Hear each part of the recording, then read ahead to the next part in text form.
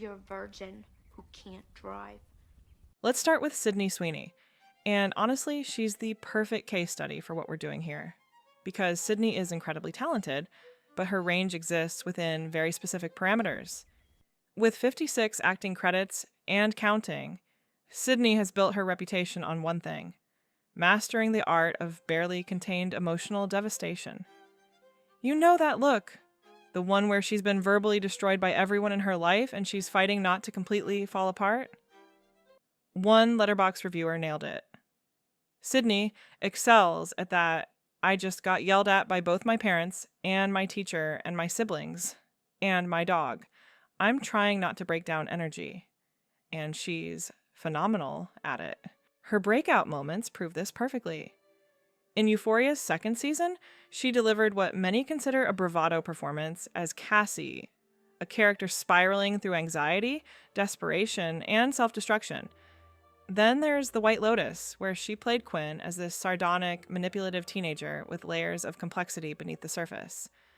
Both performances earned her Emmy nominations, and both live squarely in her wheelhouse: serious, dramatic, emotionally intense. Here's where it gets interesting, though.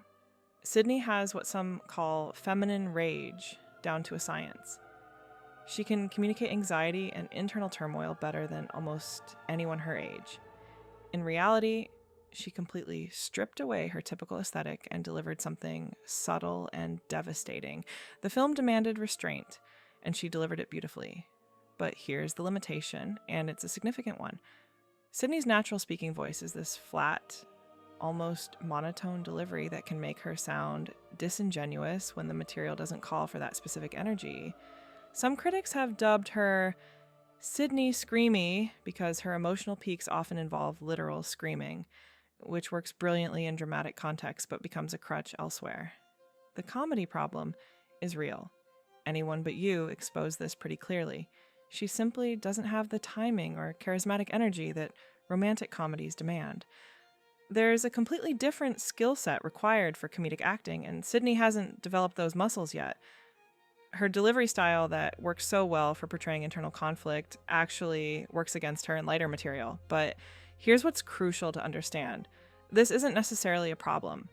Historically, it's rare for actors to excel at both comedy and drama.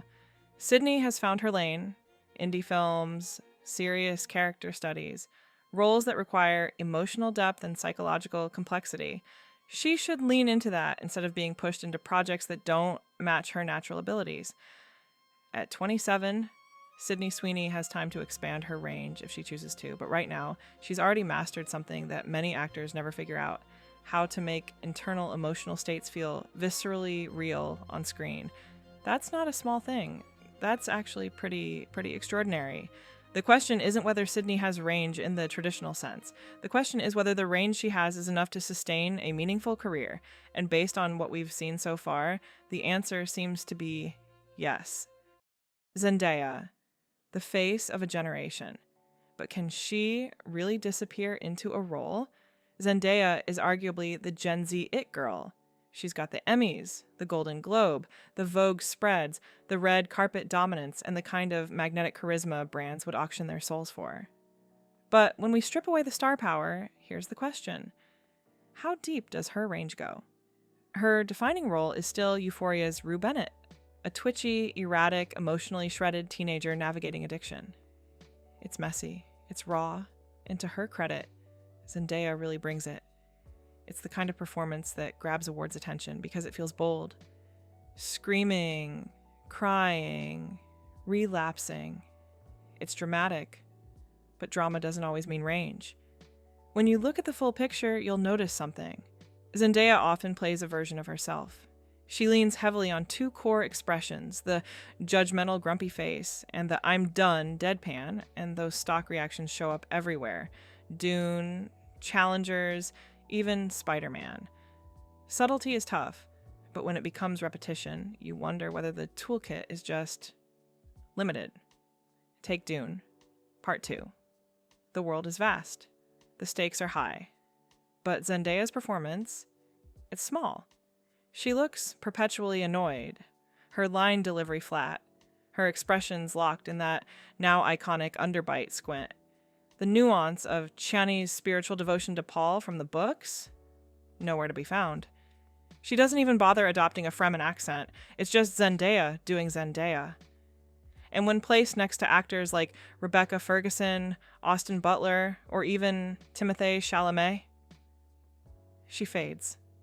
In Challengers, the stakes are emotional rather than galactic, but the problem persists. She carries herself like a star, but not like a character. And when you're up against Mike Faist and Josh O'Connor, you need more than magnetism.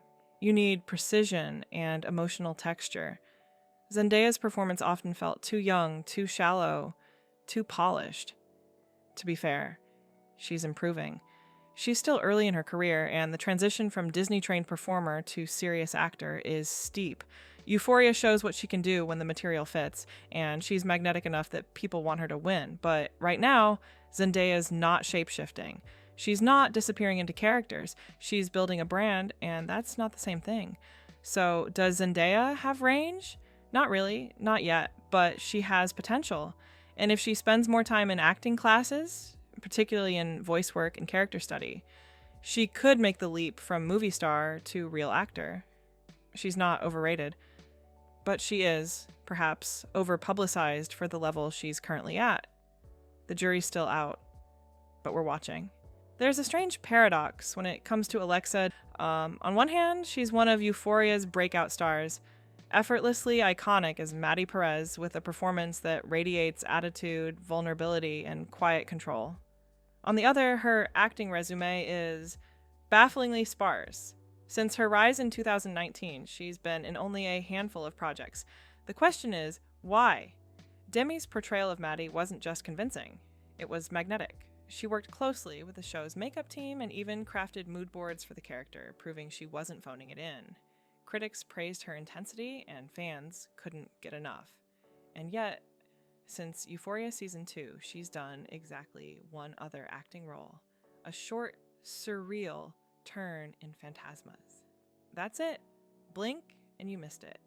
She was equally captivating in Waves, playing Alexis, another emotionally fraught teen in a destructive relationship. The role had striking parallels to Maddy, and that's where some cracks begin to show. Her cadence, her physicality, her delivery, it's all eerily consistent. It's hard to tell if she's limited in range, or if she's just that good at playing this specific brand of aloof, emotionally detached teen. The fact that her off-screen presence, in interviews, red carpets, even her Vogue GRWM video A, is virtually indistinguishable from her characters only adds to the ambiguity. Demie has the kind of presence that doesn't need to shout to get your attention. She's hypnotic. But is that magnetism enough to build an acting career on? There's a difference between being watchable and being versatile, and right now, Alexa is leaning hard into the former. Some fans think her ultra-private persona is a branding strategy, one that adds to her allure. Others wonder if she's simply not interested in being a traditional actor at all. If she is, it might be time to fire her agent.